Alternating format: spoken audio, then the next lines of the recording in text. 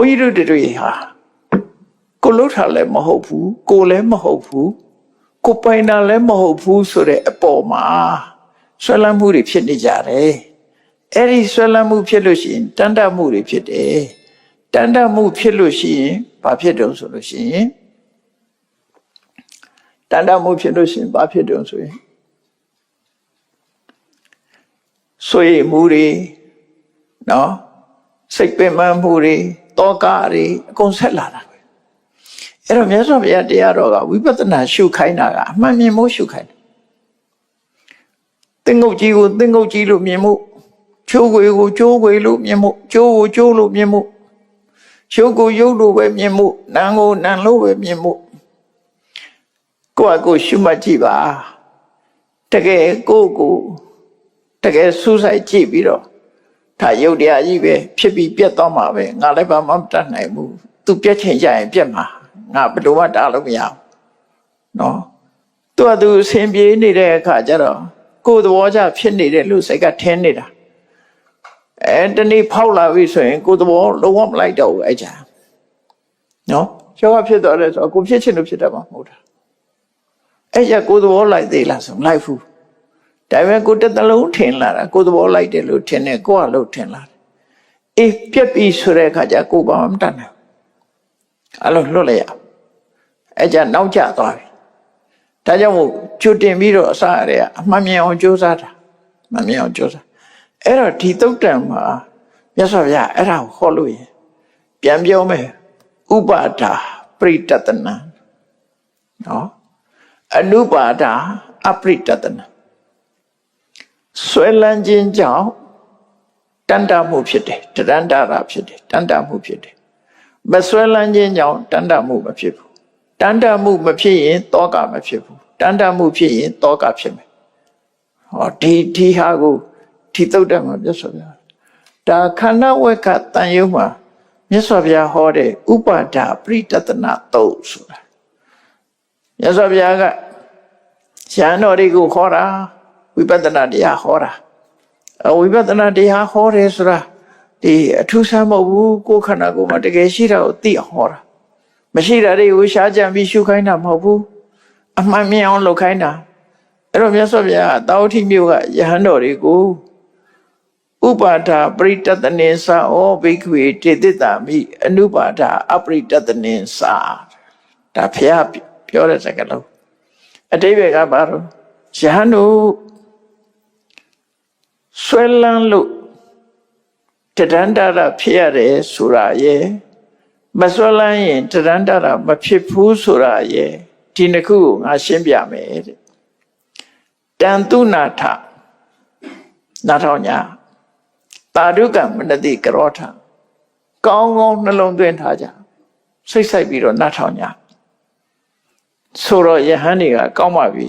အဲ့မှာမြတ်စွာဘုရားဆက်ဟောမြတ်စွာဘုရားဆက်ဟောတာကဥပါဒါပရိတတနာတန်တခြင်းကြောင့်ဆွဲလန်းခြင်းကြောင့်တရန္တာရဖြစ်တယ်ဆိုတာဘယ်လိုလဲဆိုခုနပြောခဲ့တဲ့အကြမ်းမြင်ရှင်းပြခဲ့တဲ့အတိုင်းပဲခန္ဓာ၅ပါးကိုတန်တာခန္ဓာ၅ပါးကိုငါလို့ထင်တာငါလို့ထင်တာအဲ့ဒီမှာတော့မြတ်စွာဘုရားတက္ကာယဒိဋ္ဌိ20နဲ့ဟောထားတာတက္ကာယဒိဋ္ဌိဆိုတာ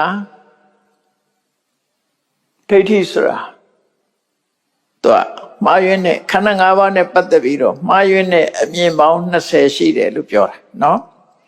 ဒီစကားလုံးကတော့ကြားဖို့နေကြမှာပါတရားနာတဲ့အခါမှာတက္ကာယဒိဋ္ဌိတက္ကာယဒိဋ္ဌိဆိုတက္ကာယဆိုတာခန္ဓာ၅ပါးဒိဋ္ဌိဆိုတာခန္ဓာ၅ပါးနဲ့ပတ်သက်တဲ့မှားယွင်းတဲ့အမြင်အဲ့ဒါကိုအကြောင်းပြုပြီးတော့ဖြစ်တာနော်ဒီသုတ္တမတက္ကာယဒိဋ္ဌိ20လို့ဆိုပေမဲ့လို့တဏှာလည်းပါတယ်နော်ဒိဋ္ဌိတယ်မဟုတ်ဘူးတဏှာလည်းပါတယ်အဲ့တော့တဏှာရဲ့အမြင်နဲ့ဒိဋ္ဌိရဲ့အမြင်နှစ်ခုရှိတယ်တဏှာကခန္ဓာ၅ပါးကိုဘယ်လိုမြင်လို့ဆိုရင်ငါဟာလို့မြင်တယ်ဒိဋ္ဌိကခန္ဓာ၅ပါးကိုဘယ်လိုမြင်တော့ငါလို့မြင်တယ်အဲ့တော့ငါလို့မြင်တာကဒိဋ္ဌိငါဟာလို့မြင်တာကတဏှာ အဲ့ဒါကိုပေါင်းလိုက်တဲ့အခါကျတော့တက္ကရာဒိဋ္ဌိ20နော်တော့တက္ကရာဒိဋ္ဌိ20ကိုတော့အကျဲမပြောတော့ပါဘူးသေယုတ်တိနောက်ကျုံတဲ့အခါမှာထပ်ပြောပြမယ်ဒါမှတ်ရမှာခက်နေလို့တဘာဝကိုနားလည်ဖို့အထက်ကဥစားပေးပြီးတော့ဟောမယ်နော်ခဏခဏဟောကြပါတယ်တက္ကရာဒိဋ္ဌိနဲ့ပတ်သက်အဲ့တော့အချင်းချင်းမှတ်ဖို့ရတက္ကာယဆိုတာခန္ဓာ၅ပါး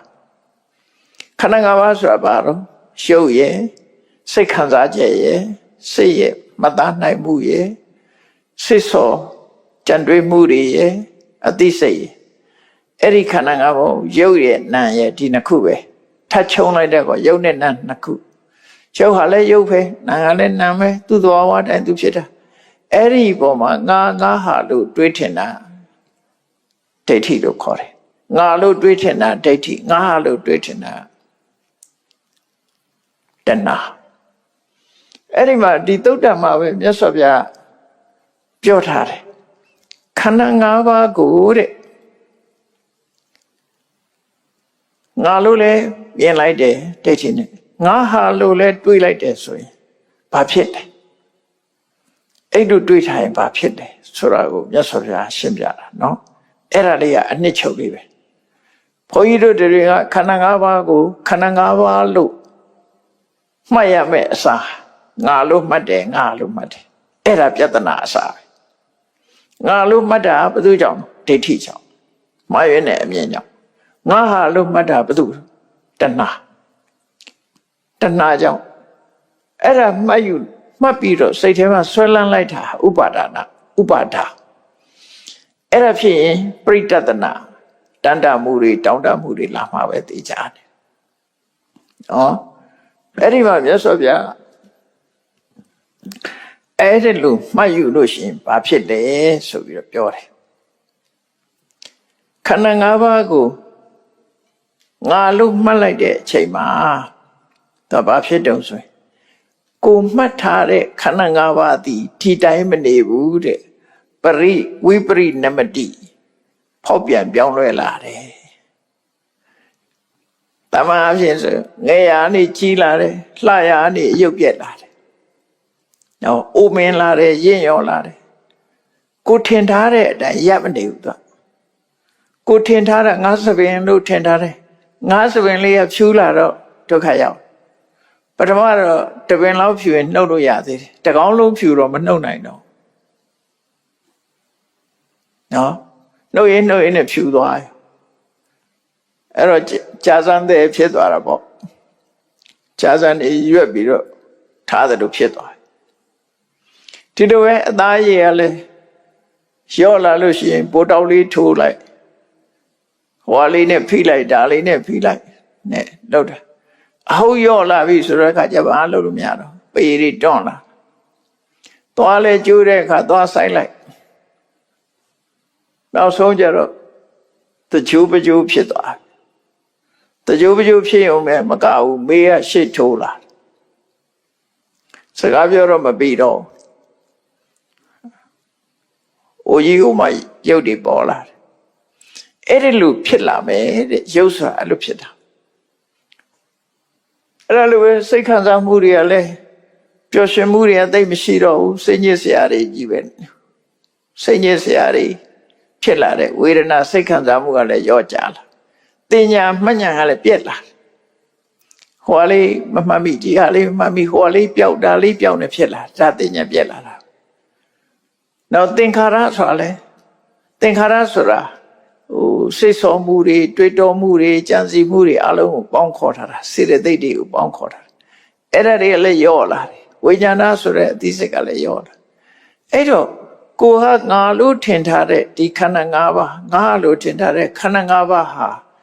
ရော့ကြပျက်စီးလာတယ်အဲ့ဒါကိုဝိပရိနမတိတယ်ပြောင်းလဲပျက်စီးလာတယ်အညထာဟောတိတယ်ကိုထင်ထားတဲ့အတိုင်းမဖြစ်ဘူးတစ်မျိုးပြောင်းသွားတယ်ဆံမင်ကလေးကနက်နက်မောင်မောင်လေးအခုခေတ်တော့လည်းအမျိုးစုံပါပဲလေကြောင်ကြားလဲဆိုးကြတာပဲ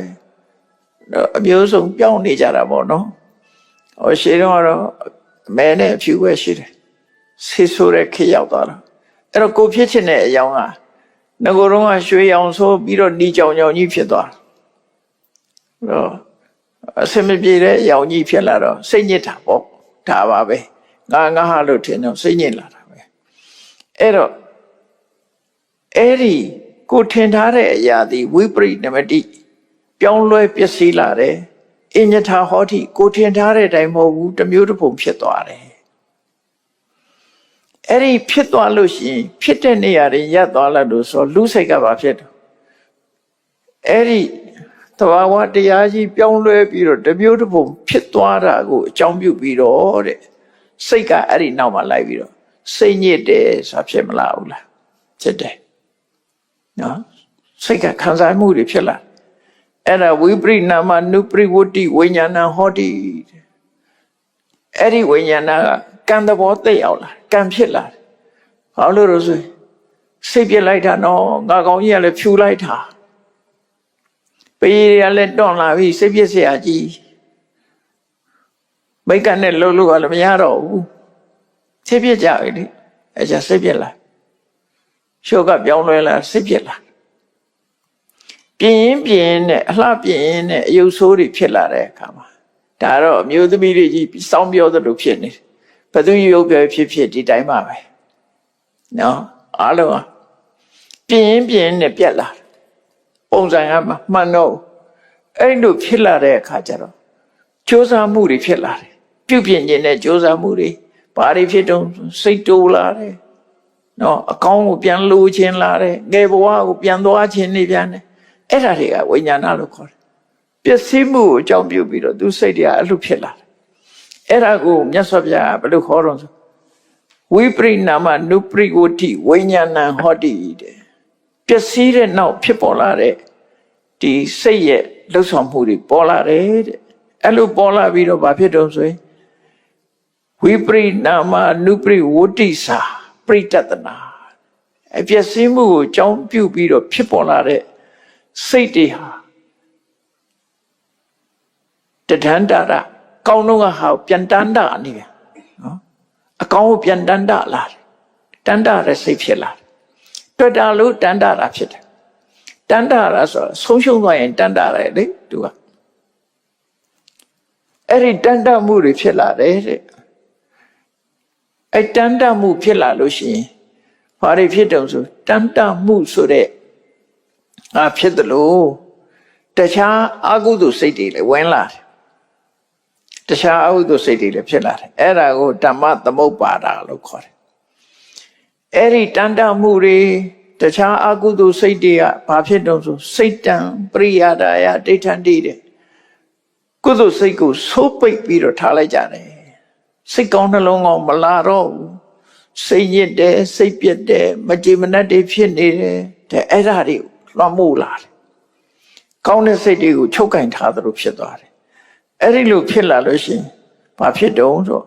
စေတသောပရိယာဌာနာစိတ်ကောင်းနှလုံးကောင်းတွေကုန်ခန်းသွားတဲ့အခါမှာဥဒ္ဒတဝါနော်ငါမှဖျက်လေခြင်းဆိုတဲ့ဟာတွေပေါ်လာတယ်အမှအရင်တော့ဒီလိုမဟုတ်ဘူးခုတော့ဖျက်လေခြင်းဖျက်လေခြင်းဆိုစိတ်ထဲမှာပူလောင်မှုတွေဖြစ်လာတယ်နော်ဝိကာတဝါစိတ်ထဲမှာပင်ပန်းနေတယ်မရွှင်လန်းတော့ဘူးစိတ်ပင်ပန်းနေမရွှင်လန်းဘူးအပိခဝါကောင်းတာတွေကိုမျှော်လင့်တန်တမှုတွေဖြစ်နေတယ်အဲ့တော့အိုမင်းဆိုရင်ငယ်ဘဝကိုပြန်တန်တာလာတယ်ဘုန်းကြီးကိုယ်တိုင်ပြောမယ်ဆိုလို့ရှိရင်ငယ်တုန်းကလူရဝင်ရင်တော့အသက်ကြီးချင်တယ်အခုကြီးချင်တော့ကြီးလာတဲ့အခါပြန်ငယ်ချင်နေပြန်ဓမ္မနာပြောတာနော်ငယ်တော့လူကြီးလို့ချင်တာလူကြီးလို့ချင်တော့အသက်ကြီးချင်တယ်ကွာကိုဘာလို့လဲဆိုလူကြီးဆိုတာသူ့ကိုပြောမဲ့ဆိုမဲ့မှန်မဲ့ငေါ့မဲ့လူမရှိဘူးကွာကလေးဆိုရင်အမှန်ခံရတယ်ငေါ့ခံရတယ်ဟိုကခိုင်းတာခိုင်းအဲ့မကြိုက်ဘူးမကြိုက်တော့ကိုကလည်းသူတို့လိုပဲခါထောက်ပြီးခိုင်းကျင်တော့လူကြီးဖြစ်ချင်တယ်အဲ့တော့အခုကြီးလာတော့ပြန်ငယ်ခြင်းမြန်နဲ့မရတော့အဲ့တော့ငယ်တော့လည်းကြီးခြင်းလို့မရဘူးကြီးတော့လည်းပြန်ငယ်ခြင်းလို့မရဘူးရလားမရဘူးအဲ့ဒါကိုပြောအပိခဝါကောင်းတာတွေမျောလင်းလို့လည်းမရဘူးတဲ့ ဥပါဒယသာပရိတတတိအဲ့ဒီမှာငါဟာဆိုတဲ့ဆွဲလန်းမှုတွေကြောင့်ပရိတတတိပြန်ပြီးတော့တောင်းတမှုတွေဖြစ်လာတယ်ပူပန်မှုတွေတောင်းတမှုတွေဖြစ်လာတယ်တန်တမှုတွေဖြစ်လာတယ်ငတ်မွတ်မှုတွေဖြစ်လာတယ်အဲ့တော့စိတ်ခံစားမှုကြီးပဲကောင်းတော့မှာတော့ပေါ့နော်အဲ့လိုဖြစ်တာကိုပြောတယ်အဲ့တော့မြတ်စွာဘုရားခေါ်လို့ရင်ကိုဒီစကလုံးနှလုံးနဲ့ဒါအနှစ်ချုပ်ပြီးတော့ပြောပြတာပါအဲ့တော့ကိုလုံးအမှာပါတော့ဆိုလို့ရှိရင်မြတ်စွာဘုရားနောက်ကဖြေဟောတာအနုပါဒာအပရိတတနာဆွဲလန်းမှုကိုဖြောက်တော့ဆွဲလန်းမှုမရှိမှခုနဒီအဖြစ်အပျက်တွေပျောက်မှာတဲ့အဲ့တော့ဆွဲလန်းမှုကိုဖြောက်ဆိုဘာနဲ့ဖြောက်အောင်မလို့ရှုပ်ကိုရုပ်လိုပဲမှတ်တာနာမ်ကိုနာမ်လိုပဲမှတ်တာငါလိုမမှတ်နဲ့ငါလိုမထင်နဲ့ကြိုးစားပြီးတော့ဝိပဿနာဉာဏ်မြင်ရအောင်ကြိုးစားအဲ့ဒါလို့ထားလို့ရှိရင်အခုပြောတဲ့ပြဿနာတွေမရှိတော့နော်အိုးလိုက်ရင်လည်းငါအိုးတာမဟုတ်ဘူးယုတ်တရားအိုးတာနန္တရားအိုးတာပြက်သွားရင်လည်းငါပြက်တာမဟုတ်ဘူးယုတ်တရားနန္တရားပြက်တာငါဟာပြက်တာလည်းမဟုတ်ဘူးငါနဲ့ယုတ်တရားနန္တရားတွေနဲ့ခွဲထားလိုက်တယ်ခွဲထားလိုက်ရင်တောကတက်တာသွားပြီအဲ့လိုမှမဟုတ်ရင်ငါမှဖြစ်ရလေချင်းငါမှဖြစ်ရသလားသူများတွေကြတော့ပြောရွှင်တယ်ငါကြမှာဖြစ်ရသလားမဟုတ်သူတို့ပဲအလုံးဟာနော်အလုံးဟာဖြစ်ကြမှာရှိပဲအဲ့ဒါလို့မမှန်ကန်ကန်နှလုံးသွင်းနိုင်ဖို့ရသော်ဗျာဒီသုတ်တံကိုဟောတာဖြစ်ပါတယ်ဒါကြောင့်တရားချစ်ခင်သူတော်စင်ပြိဿအပေါင်းတို့ဒီနှစ်ခုဟာရသော်ဗျာကဒီတတန္တရဖြစ်ရခြင်းဟာဒီဆွဲလန်းမှုကြောင့်ဖြစ်တယ်ဒိဋ္ဌိနဲ့တဏှာမှားယွင်းတဲ့အမြင်နဲ့ဆွဲလန်းခြင်းငါဟာလို့သိမ့်ပိုက်လို့တဲ့တဏှာနဲ့ဆွဲလန်းခြင်းအဲ့ဒီဆွဲလန်းမှုနှစ်ခုသည်တန်တမှုကိုဖြစ်ပေါ်စေတယ်အဲ့ဒီဆွဲလန်းမှုမရှိဘူးဆိုလို့ရှိရင်တန်တမှုမဖြစ်စေအဲ့ဒီအကြောင်းနဲ့အကျိုးကိုမြတ်စွာဘုရားဟောတာဘာရှုလို့မဟောဘူးဘာရှုလို့မဟောဘူးဆိုတာကောက်ချက်ချခြင်းရှုဝေဒနာသင်ညာသင်္ခါရဝိညာဉ်ဆိုတဲ့ခန္ဓာ၅ပါးကိုငါလို့မမြင်နဲ့ငါဟာလို့လည်းမမြင်နဲ့နော်ရှုဝေဒနာရုပ်ဝေဒနာလို့ပဲမြင်ဆိုဒါဝိပဿနာအမြင်ဖြစ်အောင်ကြိုးစားအမှန်မြင်မှုကြိုးစားဆိုတဲ့သမ္မာဒိဋ္ဌိဝိပဿနာသမ္မာဒိဋ္ဌိအမြင်ရဖို့မြတ်စွာဘုရားဟောကြားတာဖြစ်တယ်မှန်မြင်မှုဟောတာပဲဖြစ်တယ်ဒါကြောင့်တရားချစ်ခင်သူတော်စင်ပရိသတ်ပေါင်းအမှန်မြင်ခြင်းအပြင်ကိုယ့်ရဲ့ဒီတန်တခြင်းစိတ်ပူလောင်ခြင်းဆင်းရဲဒုက္ခရခြင်းဆိုတာဒီမဖြစ်ရအောင်ကာဝယ်တတ်သိနိုင်တာဟာဝိပဿနာဉာဏ်ပဲဖြစ်တယ်ဆိုတာကိုယ်စီမှတ်သားပြီးတော့ဝိပဿနာအမြင်နဲ့ကိုယ့်ဘဝကိုရှုမြင်နိုင်ကြပါစေ